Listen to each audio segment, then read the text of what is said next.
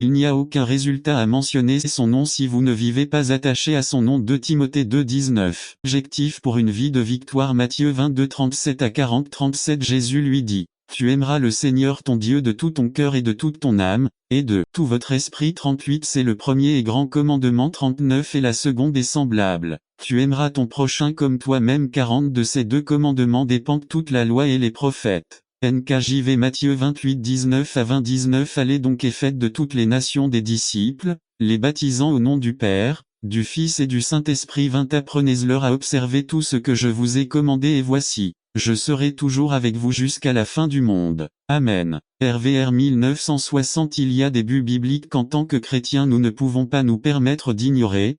Permettez-moi de partager cette histoire qui m'aidera à illustrer ce fait. Un jeune homme qui venait tout juste d'obtenir son diplôme d'avocat souhaitait créer son propre cabinet d'avocat. Dès son premier jour de travail, ce nouvel avocat, dans son nouveau bureau, a regardé par la fenêtre et a remarqué qu'un prospect s'approchait de son bureau. Alors que le prospect entrait dans le bureau, le jeune avocat a décidé de décrocher le téléphone et de faire comme s'il était très occupé. Le jeune avocat a commencé à dire dans le haut-parleur du téléphone: Écoute, Mario, concernant cette affaire à $1 million, je pense que le mieux est que j'aille au tribunal et que je récupère personnellement les $3 millions.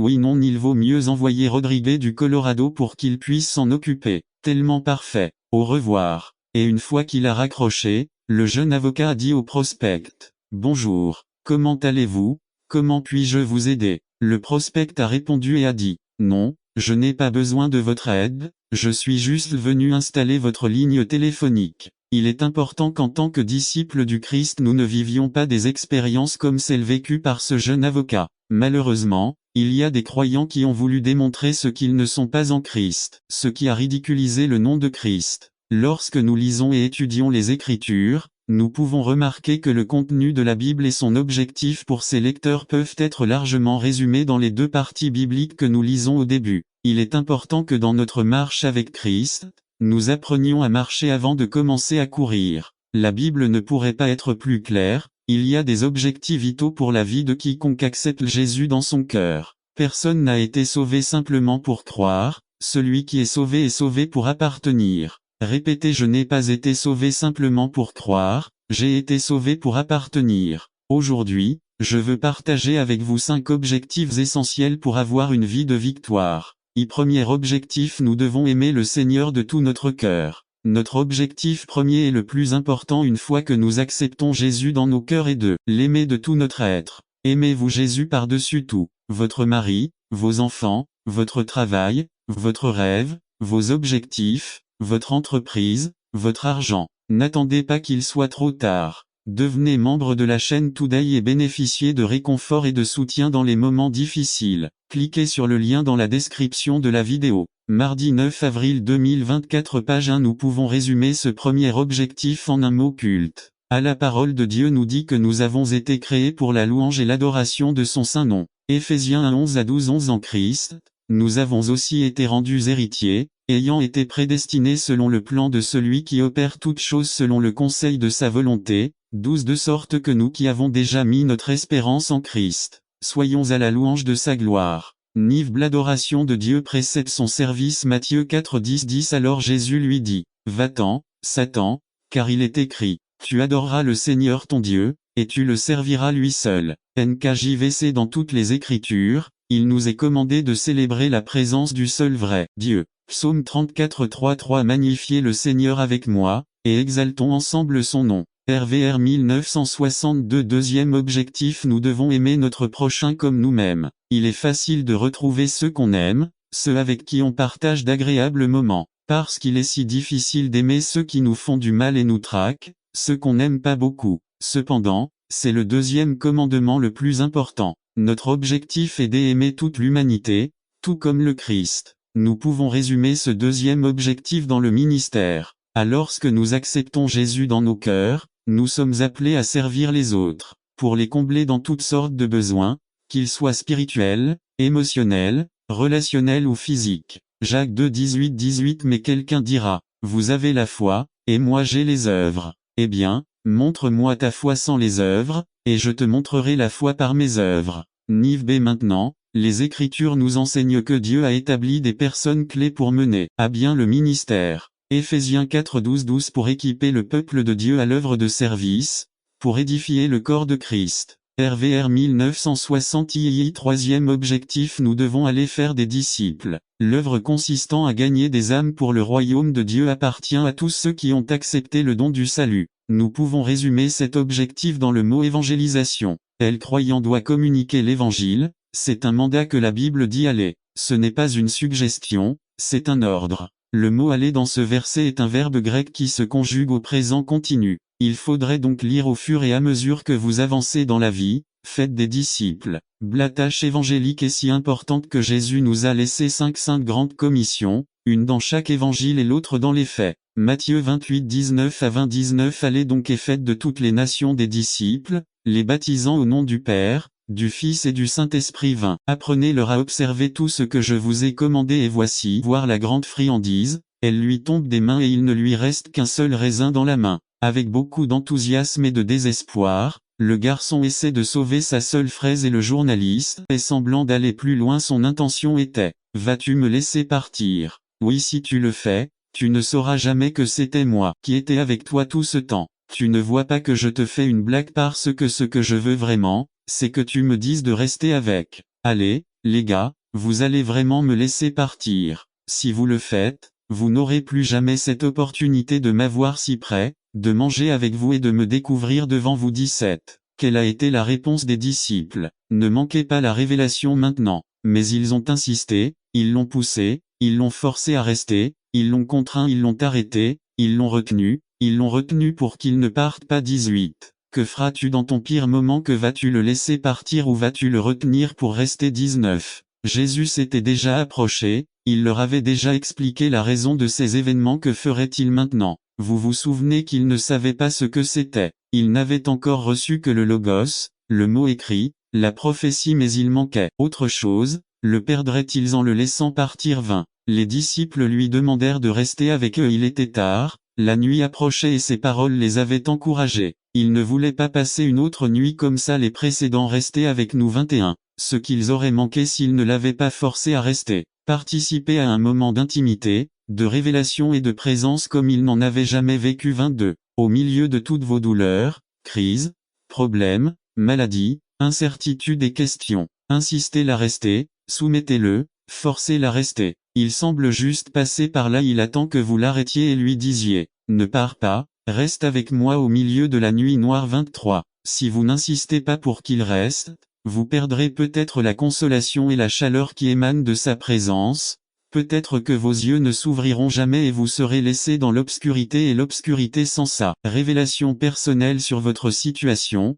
Peut-être vous ne comprendrez jamais votre vendredi saint, et peut-être n'attendez-vous pas qu'il soit trop tard. Devenez membre de la chaîne Today et bénéficiez de réconfort et de soutien dans les moments difficiles. Cliquez sur le lien dans la description de la vidéo. Mardi 9 avril 2024 page 2. Le cœur reste froid sans le feu de l'onction dont vous avez besoin pour continuer à avancer. 24. Le résultat, que ces disciples qui avaient commencé leur marche traînaient les pieds, inconsolables, pleins de peur et de questions. Immédiatement ils se mirent en route, ils se levèrent à la même heure et revinrent raconter son frère ce qui leur était arrivé. 25. C'est l'un des résultats de nos épreuves et de notre brisement.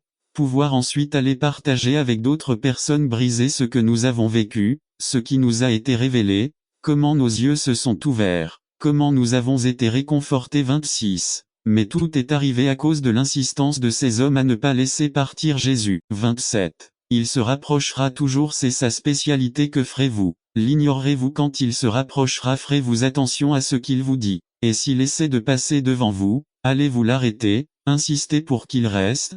Le retenir si nécessaire. 28.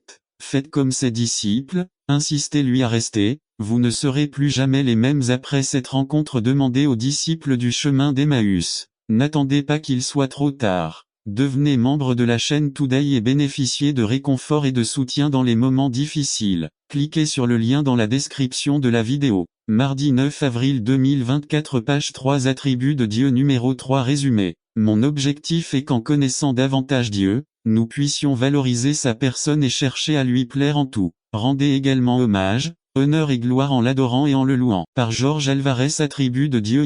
Introduction. Service du soir du 16 février 2003 à Ebenezer, Union City, Californie. Mon objectif est qu'en connaissant davantage Dieu, nous puissions valoriser sa personne et chercher à lui plaire en tout. Rendez également hommage, honneur et gloire en l'adorant et en le louant. Jusqu'à aujourd'hui, nous avons déjà vu les attributs suivants de Dieu. 1. Dieu est fidèle. 2. Dieu est gentil. 3. Dieu est saint. 4. Dieu est immutable. 5. Dieu est éternel. 6. Dieu est majestueux. Aujourd'hui, regardons les attributs suivants. Dieu est omnipotentif, tout-puissant. L'histoire est racontée d'un groupe de scientifiques qui sont venus un jour vers Dieu en disant: nous n'avons plus besoin de toi, Dieu. Nous avons découvert le moyen de créer des êtres humains à partir de poussière, tout comme vous. Dieu leur dit: organisons un concours pour créer des êtres humains. Les scientifiques ont convenu que tout allait bien et ont immédiatement pris la terre en main pour commencer leur travail. Dieu leur dit à ce moment-là: attendez un instant,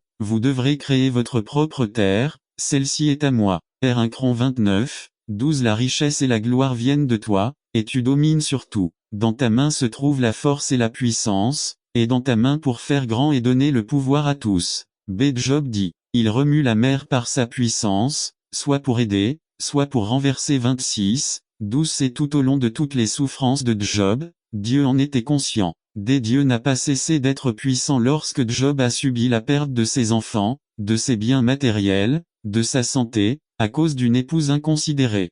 Job fut enfin capable de reconnaître la puissance surnaturelle de Dieu en toutes choses et dans l'univers.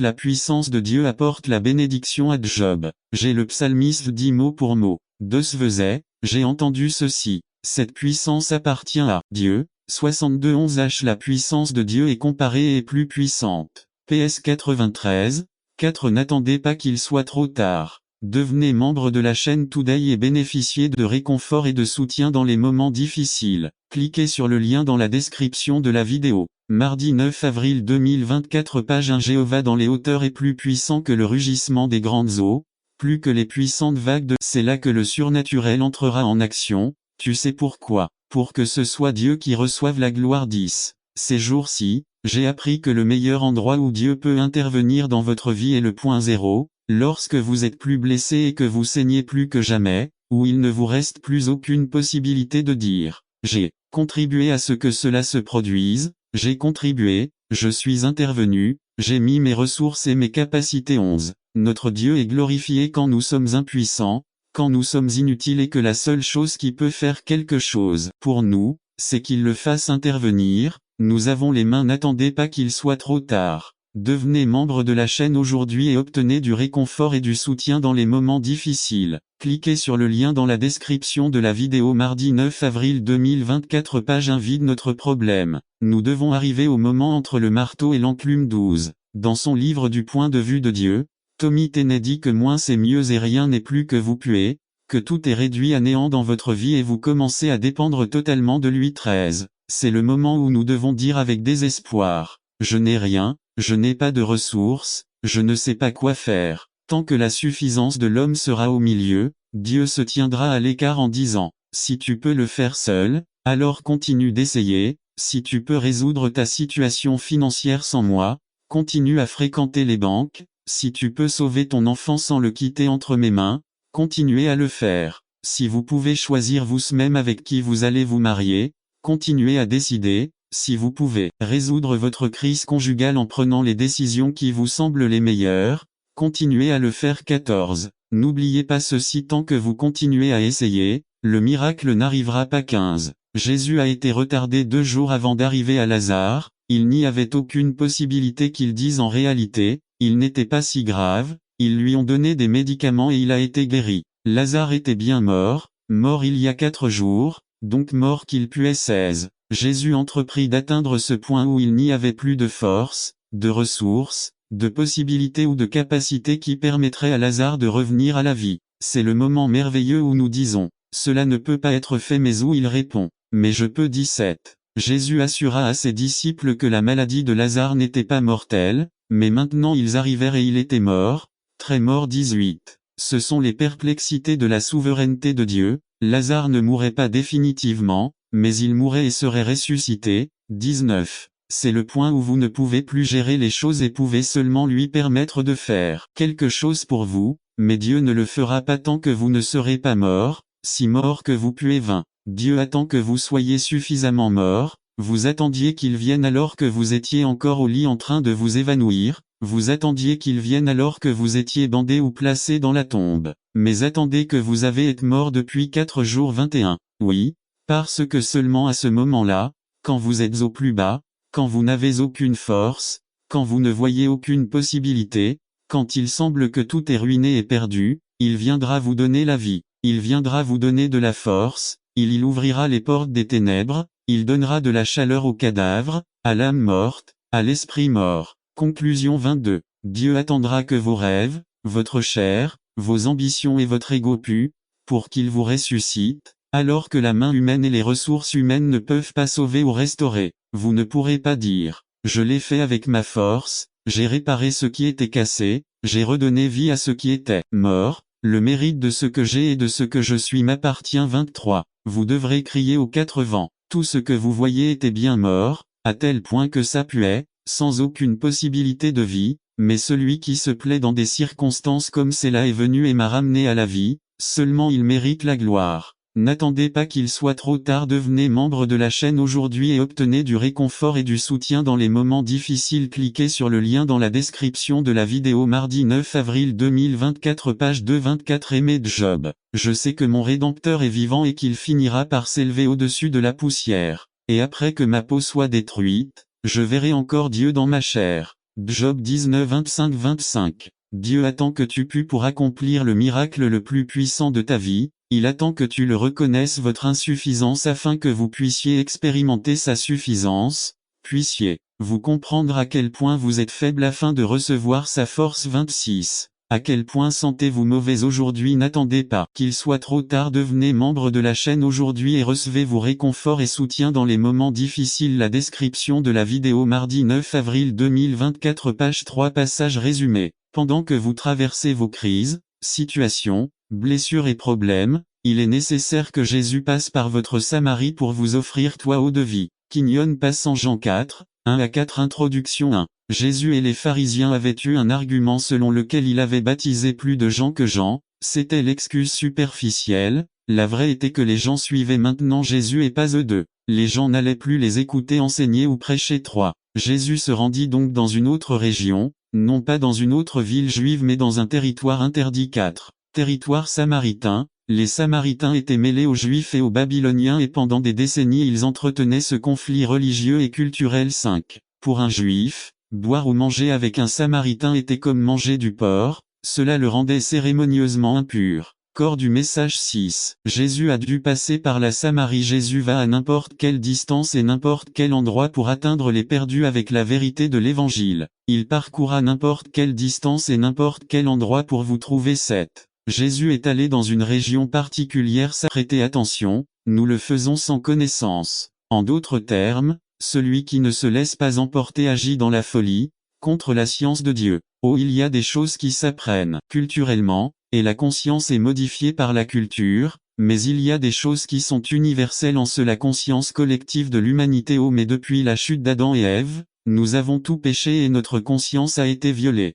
fonctionnant comme une sorte d'alarme constamment activée. Oh, la conscience peut être corrompue justifiant l'injustifiable, ou elle peut être cautérisée brûlée par un excès de culpabilité. De nettoyer la conscience. Oh, la seule façon d'éteindre la conscience une fois qu'elle a été activée est par le pardon des péchés. La seule façon d'être assuré du pardon de vos péchés est d'avoir confiance dans le fait que Christ est mort pour vos péchés, a pris la culpabilité sur lui et vous a accordé le pardon. À plus forte raison le sang de Christ, qui par l'Esprit éternel, offert sans commandement à Dieu, purifiera-t-il vos consciences des œuvres mortes afin que vous puissiez servir le Dieu vivant. Hébreux 9-14. Aucun de nous ne peut dire qu'il n'a pas péché, mais si nous confessons nos péchés, il est fidèle et juste pour pardonner nos péchés et nous purifier de toute injustice. Aucun de nous ne peut dire qu'il est innocent, mais pardonné, non sans péché, mais purifié, sanctifié par la puissance du Saint-Esprit. N'attendez pas qu'il soit trop tard.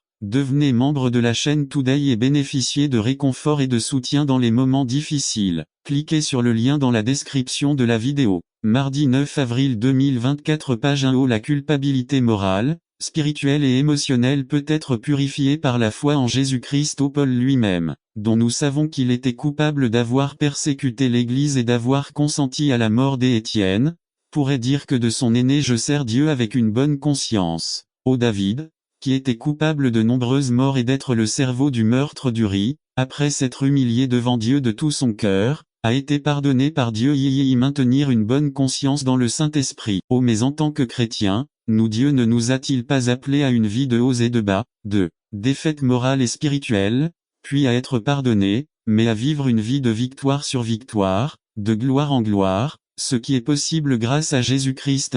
Humiliez-vous devant Dieu chaque jour, en reconnaissant notre faiblesse, car lorsque nous reconnaissons notre faiblesse, nous acceptons la puissance de Dieu de cultiver une conscience sensible au Saint-Esprit et saine, pour pouvoir entendre la voix de Dieu, quand il chuchote à nos cœurs, ou quand il proteste pour nous protéger du mal. 3. Celui qui est fidèle dans peu est fidèle aussi dans beaucoup, et celui qui est infidèle dans peu est fidèle aussi dans peu. Leur union et leur communion en tant que missionnaires de la croix étaient telles que Paul se souvient des larmes de ce jeune homme. Ces larmes ont été versées par amour et par fidélité, non seulement à Paul, mais aussi au Seigneur. Comme il est important que Paul mentionne la foi et la prière. Mais ce n'est ni une prière ni aucune foi qui nous unit dans ce ministère. C'est une prière intentionnelle et une foi sincère. Ce dernier est 2024 page 1 Ni-UN chef de Dieu 1 Pierre 5, 1 aux anciens qui sont parmi vous, moi, qui suis un ancien comme eux, témoin des souffrances du Christ et ayant part avec eux à la gloire qui est à venir révélée.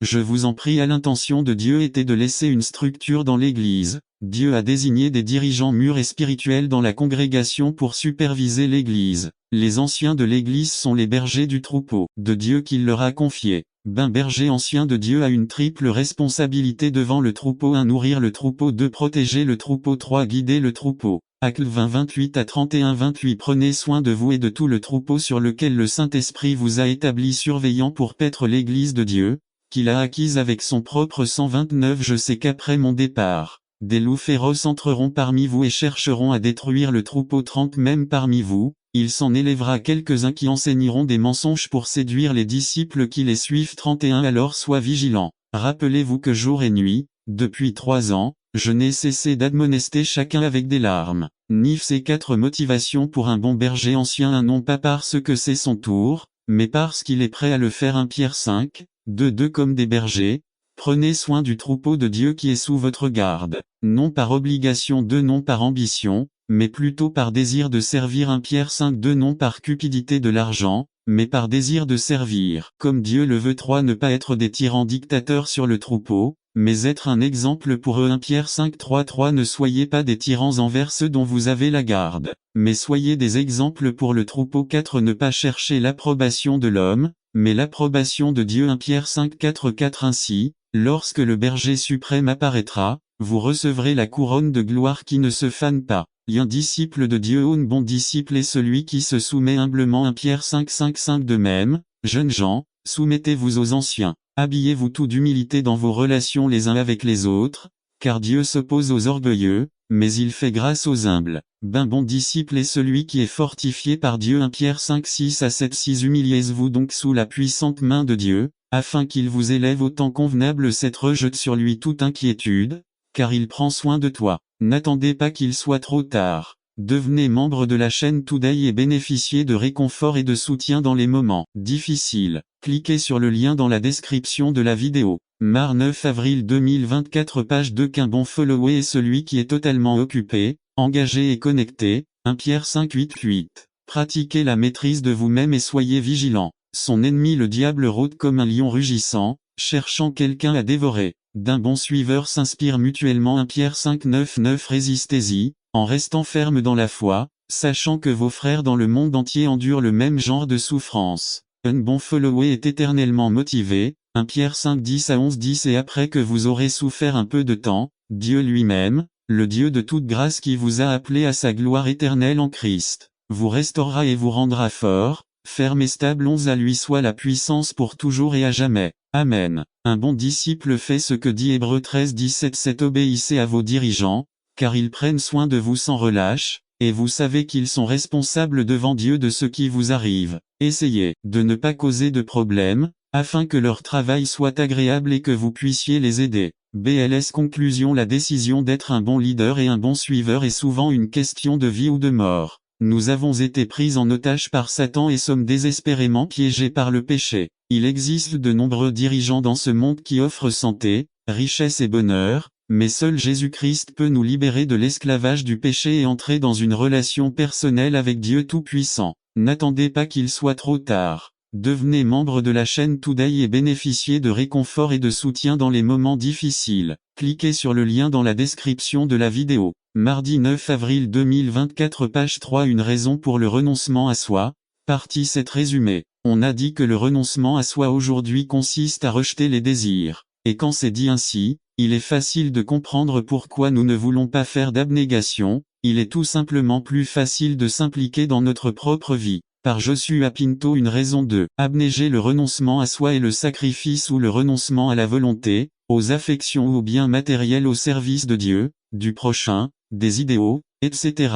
On a dit que le renoncement aujourd'hui, c'est rejeter les désirs. Et quand c'est dit ainsi, il est facile de comprendre pourquoi nous ne voulons pas faire d'abnégation. Il est tout simplement plus facile de s'impliquer dans notre propre vie. Cependant, aucun épanouissement ne peut être trouvé dans un style de vie qui ne s'intéresse qu'à lui-même. Avec cette vérité en tête et un stylo à la main, Pierre nous propose 3 leçons sur le renoncement à soi. 1 Pierre 4 1-11 Par conséquent, puisque Christ a souffert dans le corps, vous aussi devriez avoir la même attitude parce que celui qui a souffert dans le corps a rompu avec le péché. 2 Pour vivre le reste de sa vie terrestre, sans satisfaire ses passions humaines, mais en accomplissant la volonté de Dieu. 3 Et bien, c'est assez le temps qu'ils ont perdu à faire ce qui plaît aux incroyants, livrés à la débauche, aux passions, à l'ivresse, aux orgies, aux beuveries et aux idolâtries abominables. 4 Il leur paraît étrange que tu ne cours plus avec eux dans ce même débordement d'immoralité, et c'est pour cela qu'ils t'insultent. 5 Mais ils devront rendre compte à celui qui est prêt à juger les vivants et les morts. 6 C'est pourquoi l'évangile leur a été annoncé même aux morts,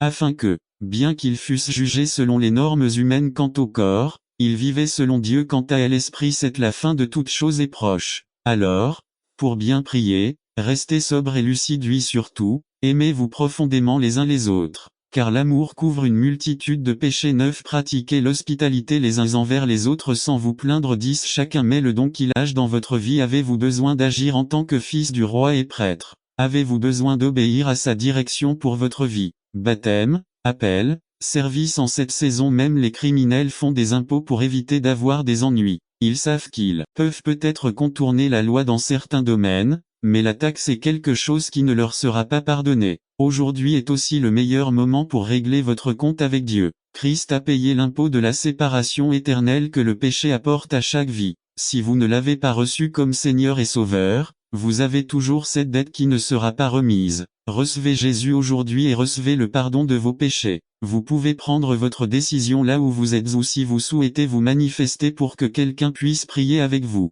La prière est simple, le chemin prendra le reste de votre vie. Priez avec moi. Dieu saint, je reconnais que je suis un pécheur. Je reconnais que tu as envoyé ton Fils venir mourir pour payer la dette de mes péchés. Aujourd'hui, je le reçois comme Sauveur et Seigneur de ma vie. Pardonne mes péchés et remplis-moi de ton Saint-Esprit. Au nom de Jésus, Amen. N'attendez pas qu'il soit trop tard. Devenez membre de la chaîne Today et bénéficiez de réconfort et de soutien dans les moments difficiles. Cliquez sur le lien dans la description de la vidéo. Mardi 9 avril 2024 page 3 Résumé des rendez-vous romantiques. Un sermon qui étudie la cour, les rendez-vous romantiques et la responsabilité d'un chrétien. Par Nestor Mangivard. Citation romantique Romains 12 1-3 Introduction. Box Muhammad Ali a enseigné au monde quelque chose qui n'avait jamais été vu auparavant, la corde, une drogue. Alors que la plupart pensaient qu'il ne pouvait pas vaincre le puissant Georges Foreman, il a réalisé ce qui semblait impossible, comme l'a fait,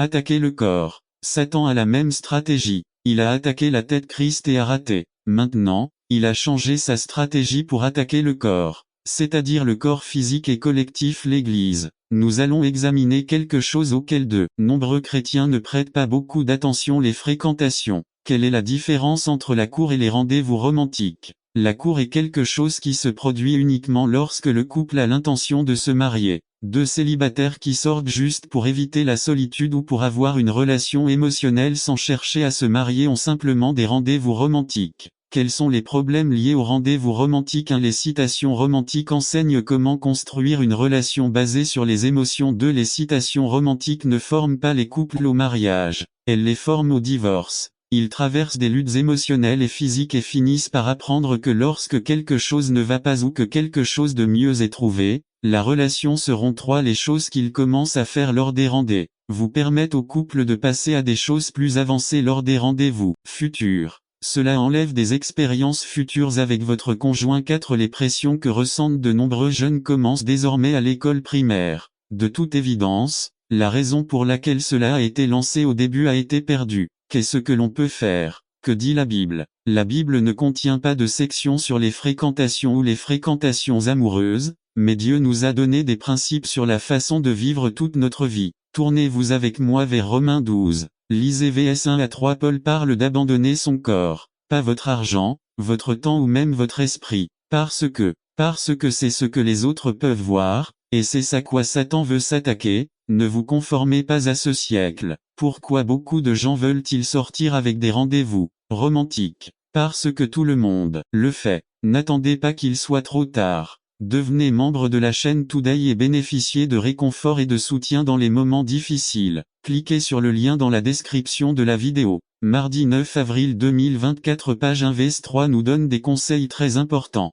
Ne pensez pas que vous êtes plus fort que vous ne l'êtes. De nombreux grands sont tombés à cause de cela. Georges Formand. Regardons également Colossiens 3 9 à 11. Vous ne mentez pas. Cela va complètement à l'opposé de ce que nous voyons chez la plupart de ceux qui cherchent à avoir un rendez-vous romantique. Faites attention à la dernière phrase de VS 11. Si nous sortons avec d'autres chrétiens et que nous savons que Christ est en cette personne, comment allons-nous avoir des rendez-vous comme ceux du monde? Ce n'est pas une excuse pour sortir avec des personnes non converties. 2 Cor 6-14 nous parle de ne pas être sous un joug inégal. Jésus est avec vous lors de vos rendez-vous, que vous l'invitiez ou non. Que dirait quelqu'un que vous avez laissé à propos de votre Sauveur en fonction de votre comportement? 2 Timothée 2:22 ne dit pas de fuir les mauvaises passions de la jeunesse. Que recherchez-vous lorsque vous invitez quelqu'un ou acceptez une invitation à un rendez-vous romantique? Certains pensent probablement que s'ils font cela, comment trouveront-ils un partenaire? Je veux que nous regardions 2 histoires de l'Ancien Testament.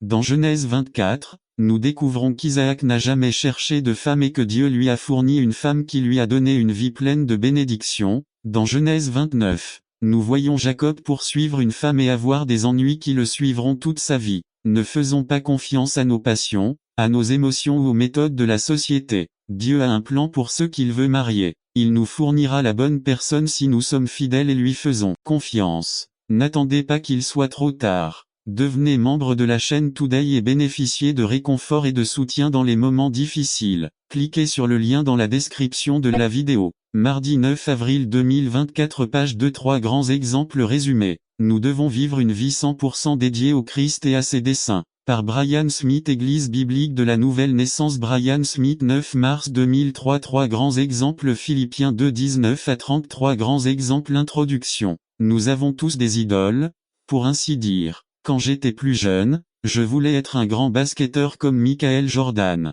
D'autres voulaient sûrement jouer au football comme Hugo Sanchez. Chacun de nous connaît des personnes que nous admirons énormément. De l'Épître chapitre 2, ce qu'il a déjà dit de la langue, avec sa capacité de détruire ou de construire, et ce qu'il va dire des relations entre frères de même foi au chapitre 4, la paix est une nécessité vitale caractéristique. Dès la 3e caractéristique de la série des adjectifs qualificatifs est définie par la manière réfléchie avec laquelle le sage se rapporte aux autres. Cela dit, la sagesse qui vient d'en haut est d'abord pure, donc il est paisible, tolérant. 1. Vous souvenez-vous de la semaine dernière lorsque nous avons analysé le concept de zèle 3.14? Vous souvenez-vous de la différence entre le zèle positif et le zèle négatif? Rappelez-vous comment le zèle négatif peut posséder des expressions de sainteté pour apparaître comme un zèle positif, mais dans le processus, il apporte avec lui une trace d'amertume un zèle qui prétend être saint, mais qui est intolérant, inconsidéré, non doux, agressif, qui divise. Cela ne peut pas être un zèle positif, cela appartient à une fausse sagesse. 3. Cette caractéristique de la vraie sagesse va de pair avec celle-ci, elle est modeste, ou, comme son sens originel, elle est soumise au pet. N'attendez pas qu'il soit trop tard. Devenez membre de la chaîne Today et bénéficiez de réconfort et de soutien dans les moments difficiles. Cliquez sur le lien dans la description de la vidéo mardi 9 avril 2024 page 2-4. Ce concept caractérise une personne qui reste ouverte à la raison, par opposition à la personne qui est martelée dans sa position et même les preuves ne la convainquent pas. Ne me donnez pas les faits, mon esprit s'est déjà fait. La caractéristique qui plaît beaucoup à Santiago, puisqu'il en a déjà beaucoup parlé dans les 3 chapitres précédents, est la miséricorde. Plein de miséricorde et de bons fruits. Dans des études précédentes Jacques 1,27 à 2,26, nous avons vu à quel point sont miséricordieux ceux qui prennent soin des personnes économiquement défavorisées. Les bons fruits sont les actes de bonté manifestés envers ces personnes. Le mot hello, traduit par miséricorde dans Jacques 3,17, implique la miséricorde envers quelqu'un qui est en grave difficulté, même si cette personne s'est empêtrée dans une situation difficile. 3. Il est intéressant de noter, et Jésus et Jacques étaient sûrement conscients de ce concept, que dans le monde gréco-romain dans lequel Jésus et Jacques vivaient, la miséricorde n'était manifestée qu'à ceux qui souffraient injustement. 4. Dans le judaïsme, souvent nous méprisons la parole de Dieu et nous ne profitons pas de toutes les occasions qu'il nous a données pour l'étudier. De plus, nous nous asseyons avec les méchants qui subissent leur mauvaise influence, trop boire avec nos amis ou bavarder avec nos amis. La vérité est que si cela ne tenait qu'à nous, nous n'atteindrions jamais l'objectif. Eh bien, lorsque la Bible parle de nos transgressions, elle parle de la voie du Seigneur,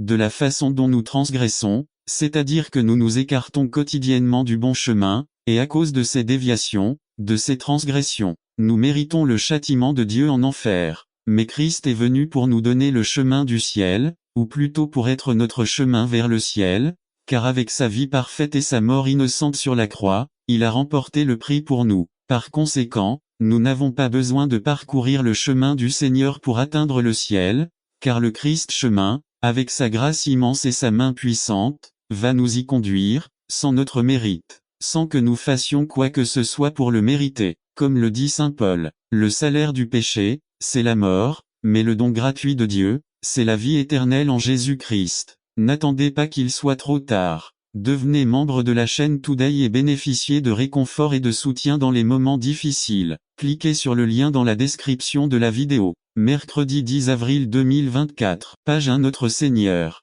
La vie éternelle est un don, que Dieu nous fait dans son pur amour. Et puis cela vaut la peine de se demander, si nous avons déjà gagné le ciel, pourquoi suivre le chemin du Seigneur avec toutes ces difficultés, un chemin qui ne semble pas si amusant. Il s'agit avant tout de remercier notre Dieu qui nous a tout donné. Saint Jean a écrit que nous l'aimons parce qu'il nous a aimés le premier, et Saint Paul nous encourage à offrir notre corps, notre vie, comme un sacrifice vivant, saint et agréable à Dieu pour le remercier de ses miséricordes. Et nous avons la promesse de Dieu que suivre son chemin nous apportera le vrai bonheur. Le premier verset du texte dit: Bienheureux l'homme. Le mot hébreu pour bienheureux signifie littéralement heureux. Heureux l'homme qui suit la voie du Seigneur. Lorsque le diable nous présente le chemin de marcher avec d'autres femmes ou d'autres hommes, de tromper notre partenaire, ou le chemin de se saouler, ou le chemin de dormir le dimanche matin au lieu d'aller à l'église, il le présente comme quelque chose que cela nous donnera du bonheur,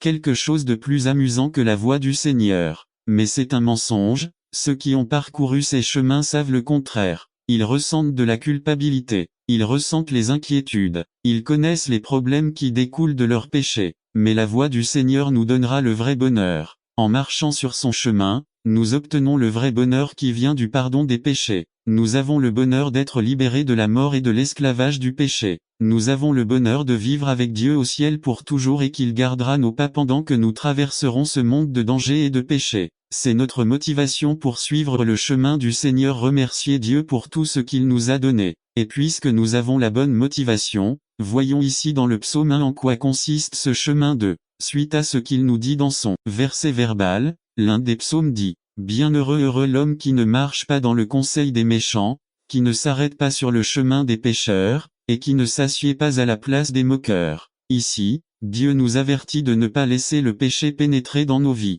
Le dicton bien connu dit: Dis-moi avec qui tu es et je te dirai qui tu es. Nous devons faire attention aux influences dans nos vies. La vérité est qu'il existe des tentations partout, dont beaucoup ne peuvent être évitées. Chaque coin de rue a un kiosque à journaux vendant de la pornographie, il y a des tentations de télévision et de cinéma, il y a une cantine à presque chaque coin de rue. Et donc, avec toutes ces tentations auxquelles nous sommes confrontés involontairement chaque jour, pourquoi sortir avec des amis dont vous savez qu'ils voudront vous emmener dans un bar pour vous saouler ou qui voudront vous emmener danser sur une table? Pourquoi sortir avec des dames dont vous savez qu'elles vous inciteront à bavarder et à dire du mal des autres? Pourquoi sortir avec un garçon ou une fille qui va vous tenter d'avoir des relations sexuelles avant le mariage? Mes frères, soyez prudents. Le diable est très rusé. C'est comme un chien féroce enchaîné. Il ne peut pas nous faire de mal si nous ne nous approchons pas de lui. Mais étant très malin, il cache une partie de sa chaîne afin que si une personne s'approche pour voir à quelle distance elle peut s'approcher, elle puisse soudainement l'attaquer. En d'autres termes,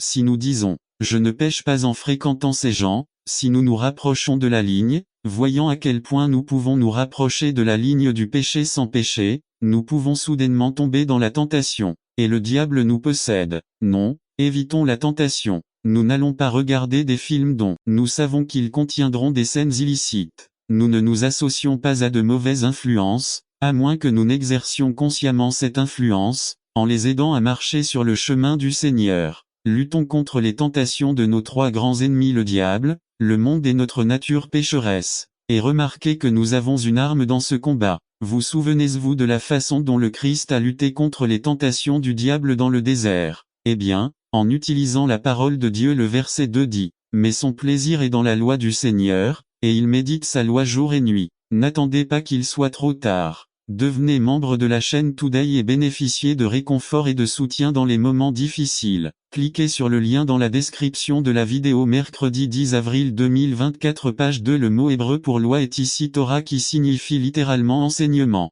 Parfois, il est utilisé dans l'Ancien Testament pour désigner uniquement la loi de Dieu, mais à de nombreuses reprises, comme ici, il fait référence à la parole entière de Dieu, à la loi et à l'Évangile. Pour nous qui marchons dans la voie du Seigneur, l'Évangile fait nos délices, car c'est la bonne nouvelle de ce que Christ a fait pour nous gagner le salut. Et par conséquent, la loi de Dieu fait aussi nos délices, car nous voulons obéir à ses commandements pour le remercier du salut qu'il nous donne. Jusqu'à ce que cette même parole nous donne la force d'obéir aux commandements de Dieu, elle nous donne la paix, le bonheur. Eh bien, comme nous l'avons vu la semaine dernière, il y a 168 heures dans la semaine, non. Et si la parole de Dieu est notre force et notre paix, comment pouvons-nous espérer être capables de faire face aux dangers, aux problèmes et aux tentations de notre vie quotidienne s'il y a 166 heures de tentation et de danger et seulement 1 heure ou 2 heures par semaine la parole de Dieu? Eh bien, alors que nous voyons la paix, le bonheur et la force qui nous appartiennent à travers la parole de Dieu, il est clair que la parole de Dieu aura la priorité dans nos vies. À quoi sert de travailler dur chaque jour si nous laissons de côté la parole de Dieu? À quoi servent l'argent et les biens si nous n'avons pas la paix et le salut? Alors lisez vos Bibles à la maison. Et si vous avez du mal à manier la Bible ou à comprendre ce que vous lisez, venez à l'étude le mercredi à 7 heures, car c'est précisément dans ce cours que nous apprenons à manier la Bible et à comprendre ce que nous lisons. Car être dans la parole de Dieu, nous pourrons continuer tout droit sur le chemin du Seigneur. Et remarquez que lorsqu'un chrétien écoute les promesses et les instructions trouvées dans la parole de Dieu, cela sera remarquable dans sa vie. Le verset 3 dit, « Il sera comme un arbre planté près des cours d'eau, qui donne son fruit en sa saison, et dont la feuille ne se flétrit pas, et qui prospère dans tout ce qu'il fait. » Nous sommes comme un arbre. Si nous avons des racines vivantes, c'est-à-dire si nous avons la foi, nous produirons du fruit. Nous obéirons au commandement de Dieu pour sa gloire. C'est la preuve de notre foi. De plus, la parole de Dieu est l'eau qui nous donne la force de produire ce fruit. Et si nous ne recevons pas l'eau spirituelle qui est la parole de Dieu, nous ne produirons pas de fruits jusqu'à ce que nous puissions mourir spirituellement. Tout comme le psalmiste avertit les méchants, ils sont comme la balle que le vent emporte. Alors, puisque nous avons été arrosés par la parole de Dieu, produisons du fruit. Soyez de bons gestionnaires, administrateurs des bénédictions que Dieu vous a accordées. Servez Dieu avec vos talents, votre temps et vos trésors. Montrez-vous de l'amour les uns envers les autres, car telle est la voie du Seigneur. Mes frères, Jésus-Christ, le chemin, est venu nous donner le ciel. Le salut nous appartient gratuitement. Le Christ va nous emmener dans notre demeure céleste. Suivons donc le chemin du Seigneur pour le remercier pour ce don. fuyez la tentation, étudiez la parole de Dieu, produisez du fruit. Eh bien, suivez la voie du Seigneur. Amen. N'attendez pas qu'il soit trop tard. Devenez membre de la chaîne Today et bénéficiez de réconfort et de soutien dans les moments difficiles. Cliquez sur le lien dans la description de la vidéo. Mercredi 10 avril 2024 page 3. Oui, vous pouvez résumer. Avec la force que Dieu nous donne dans sa parole, nous pouvons faire face à n'importe quel danger et menace avec confiance. Par Andrew Schroer. L'histoire de Daniel dans la fosse aux lions est une histoire bien connue, n'est-ce pas que nous entendons depuis que nous sommes très enfants. Comme le roi Darius a signé un édit qui stipulait que dans les 30 jours seulement, il ne pourrait être adoré qu'aucun autre dieu ou homme, et que si quelqu'un osait adorer un autre dieu, il serait condamné à mort dans la fosse aux lions. Vous vous souvenez, droite. Eh bien, maintenant, je vais relire cette histoire qui sert de base à notre méditation de ce matin, et pendant que vous écoutez cette histoire de Daniel dans la fosse aux lions, je veux que vous réfléchissiez si vous pourriez faire ce que Daniel avait fait dans cette histoire. Si vous pouviez tenir bon face à la menace de mort ainsi, nous lisons dans le livre de Daniel 6 10 à 12 puis 16 à 23. Il est dit comme ceci alors, qu'en penses-tu? Pourriez-vous faire ce que Daniel a fait? Eh bien, que diriez-vous d'un exemple un peu plus récent? Il y a 4 siècles, un pauvre moine allemand, Martin Luther, ouvrit sa Bible et découvrit que ce que l'Église enseignait n'était pas en accord avec ce que dit la Bible. Dans sa joie, il essaya de partager avec tout le monde ce que disait la Bible, mais l'Église s'y opposa parce qu'il ne voulait pas changer ce qu'il enseignait depuis des siècles, jusqu'à ce qu'on convoque un tribunal pour juger ce moine allemand. Après tout, Martin Luther s'est retrouvé devant un tribunal de l'un des dirigeants les plus puissants de son époque, appelé la Diète de Worms. Et ce tribunal a présenté à Luther 2 options: renoncer à tout ce qu'il avait écrit et dit concernant la Bible ou être condamné à mort. Imaginez, il y avait Luther derrière une table sur laquelle se trouvaient tous les livres qu'il avait écrits, devant un tribunal qui avait le pouvoir de le condamner à mort et qui devait maintenant trancher. Ensuite, Luther a demandé une nuit pour y réfléchir. Et après une nuit certainement passée dans la prière et l'angoisse, Luther se leva devant ce tribunal et leur dit: si vous ne pouvez pas me prouver par la Bible que j'ai tort, je ne peux pas et je ne renoncerai pas à ce que j'ai écrit. Ce que j'ai écrit, je l'ai écrit. C'est comme ça que je reste. Dieu aide-moi. Amen. Et avec ces mots, il fut condamné à mort, un criminel qui devait se cacher pour rester en vie. Pourriez-vous faire ça? Eh bien, aujourd'hui, nous allons voir que oui, tout comme le dit l'équipe mexicaine, oui, nous pouvons, mais pas à cause de notre force et de notre courage, mais pour 2 raisons: 1 parce que nous avons été déclarés innocents aux yeux de Dieu et 2 parce que Dieu Tout-Puissant va nous donner la force de le faire. Et parce que nous avons été déclarés innocents aux yeux de Dieu. Eh bien, on voit quelque chose d'un peu surprenant dans le texte de ce matin, non, que Daniel, après avoir appris ce que le roi Darius avait ordonné, se rendit immédiatement dans sa chambre pour prier Dieu comme c'était sa coutume, désobéissant à l'édit du roi. En fait, il n'a même pas essayé de cacher ce qu'il faisait, mais a plutôt ouvert les fenêtres pour donner à tout le monde l'occasion de le voir. Comment se fait-il qu'il n'ait pas peur de la colère du roi, ou du moins des lions affamés qui l'attendaient pour sa désobéissance? Eh bien, Daniel lui-même nous dit pourquoi il n'avait pas peur au verset 22, il dit que devant Dieu il a été reconnu innocent, il a été reconnu innocent. Eh bien, la vérité est que devant le roi, il n'a pas été déclaré innocent, n'est-ce pas? Même si le roi ne voulait pas vraiment condamner son fidèle serviteur Daniel, il a dû le faire parce que Daniel avait enfreint la loi. Mais aux yeux de Dieu, Daniel a été déclaré innocent. Il a obéi à ce que Dieu nous dit dans Actes 5 29. Il faut obéir à Dieu plutôt qu'aux hommes. Mais Daniel était-il si innocent? Je vous dis non. Remarquez que Daniel était un homme comme nous tous, c'est-à-dire qu'il était un pécheur. Ce n'était pas parfait, ce n'était pas innocent. Car, comme le disait saint Paul, tous sont péchés et sont privés de la gloire de Dieu. Et étant donné, n'attendez pas qu'il soit trop tard. Devenez membre de la chaîne Today et bénéficiez de réconfort et de soutien dans les moments difficiles. Cliquez sur le lien dans la description de la vidéo. Mercredi 10 avril 2024 page 1. Qui était un pécheur, méritait le verdict de culpabilité devant Dieu et le châtiment éternel en enfer. Mais on voit ici qu'il a été déclaré innocent.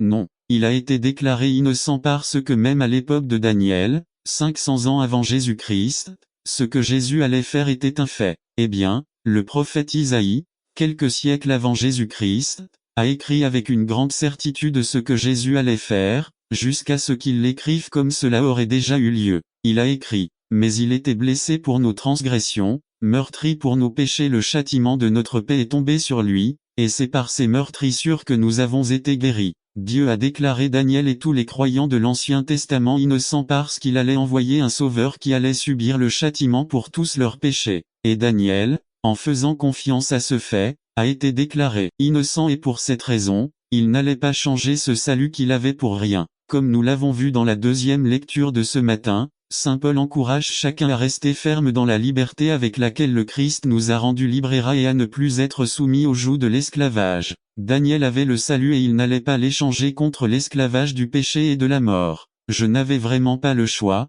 n'est-ce pas? Pourquoi sauver la vie ici dans ce monde pour la perdre pour l'éternité? Cela n'a pas de sens, n'est-ce pas? J'imagine que Luther a également ressenti la même chose et remarqué que nous aussi, parce que nous aussi, tout comme Daniel, sommes des pécheurs. Nous pouvons voir ce fait dans n'importe lequel des 10 commandements. Par exemple, cette semaine, dans l'un de mes cours, nous avons étudié le 8e commandement: tu ne porteras pas de faux témoignages contre ton prochain. Combien de fois par semaine bavardons-nous, mentons-nous, ou du moins ne prenons-nous pas les paroles et les actions des autres de la meilleure façon possible? Nous nous mettons en colère contre eux. Nous pensons au pire de temps ils y sont parvenus parce qu'ils avaient confiance à 43 et l'autre répondit et le réprimanda, disant, ne crains-tu même pas Dieu, étant dans la même condamnation 41 et nous, en vérité, souffrons à juste titre parce que nous avons reçu ce que méritaient nos actions mais celle-ci n'a fait aucun mal 42 et il dit à Jésus, souviens-toi de moi quand tu entreras dans ton royaume 43 alors Jésus lui dit,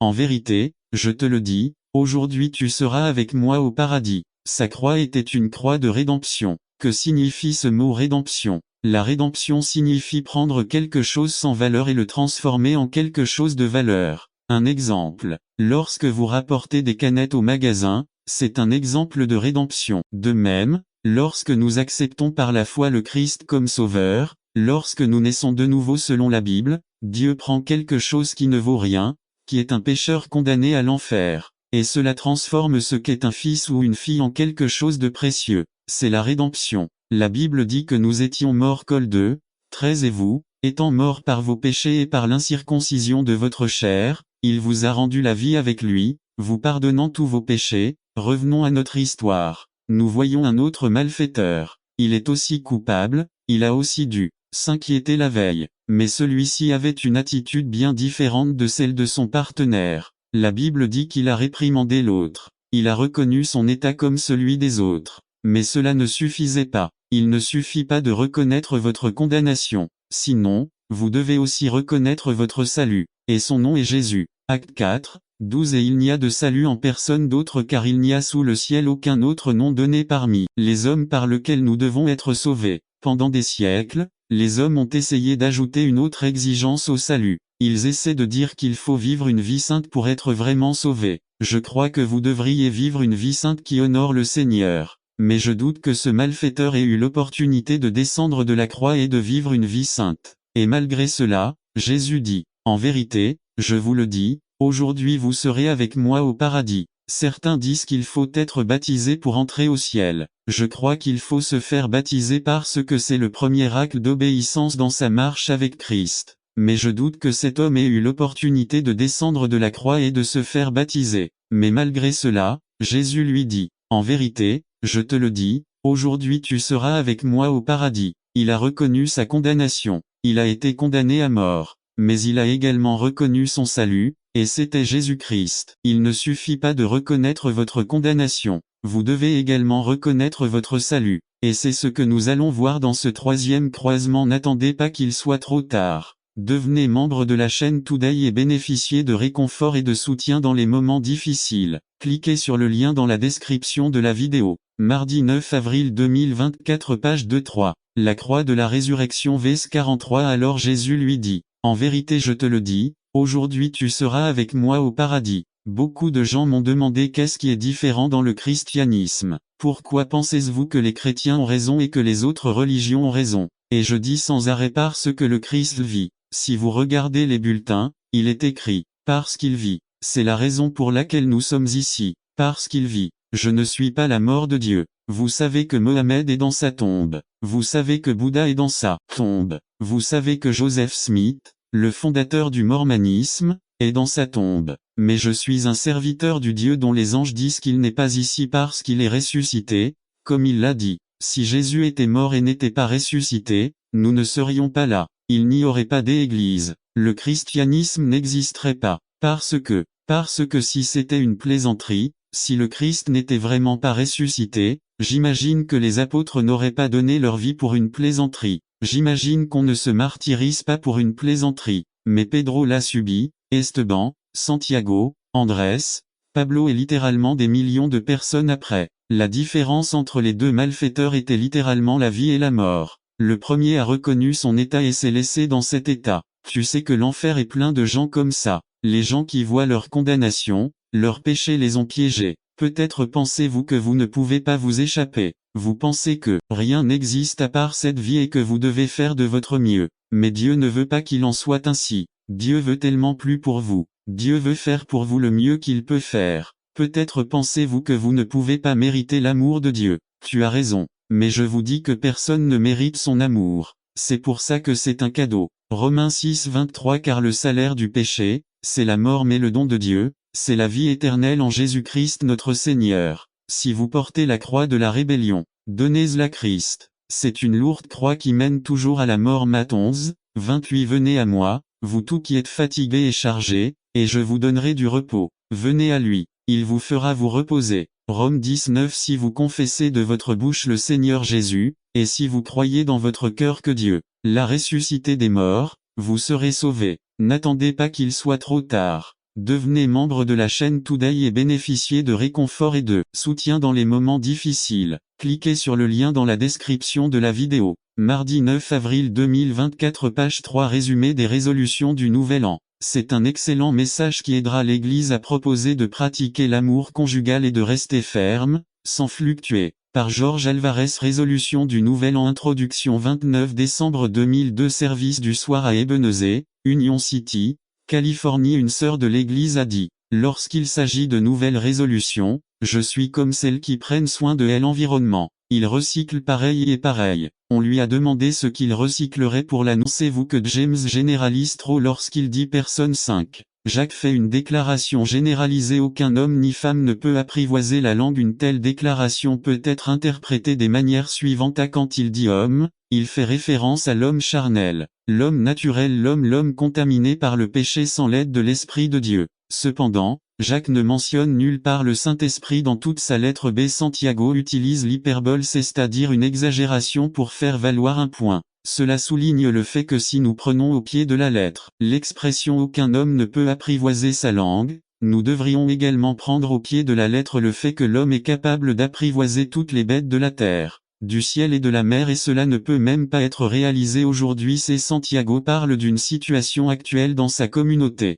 Autrement dit, aucun membre de la communauté ne semblait avoir le contrôle de sa propre langue. 6. Ce qui se passe ici, à mon avis, c'est que la manière exagérée de s'exprimer de Santiago avait pour but d'imprimer de manière indélébile dans l'esprit de ses auditeurs ou lecteurs le terrible potentiel de mal que la langue est capable de provoquer. Santiago dirait en fait, parce qu'il peut être incontrôlable, il faut être très prudent dans la façon dont il est utilisé. Si rien n'est fait, combien de dégâts cela cause-t-il? B. Bien que Jacques ne mentionne pas le Saint-Esprit, l'Esprit de Dieu est néanmoins capable d'apporter langue sous contrôle. Saint Augustin, le plus grand théologien catholique reconnu, nous déclarons que par la miséricorde de Dieu, avec l'aide de Dieu, par la grâce de Dieu, la langue peut être soumise. 1. La plume inspirée reconnaît de tous les dons que Dieu a accordés aux hommes, aucun n'est plus précieux que le don de la parole. S'il est sanctifié par le Saint-Esprit, c'est une force pour le bien. Joel of the Testimony,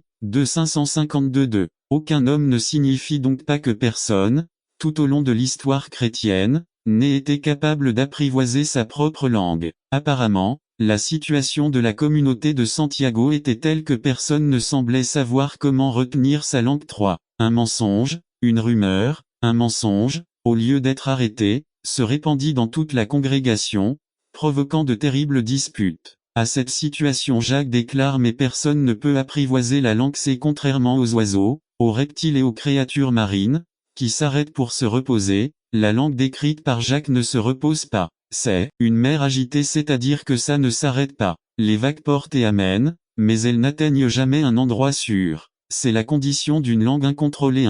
Les animaux au repos, dans un environnement contrôlé, sont capables d'être apprivoisés et domestiqués. Ce n'est pas le cas de la langue. Ils se déchaînent, c'est comme un cheval sauvage sans frein, c'est comme un navire sans gouvernail, c'est comme une étincelle qui saute et enflamme les feuilles. Il ne s'arrête jamais assez longtemps pour être contrôlé. 2. Santiago semble peindre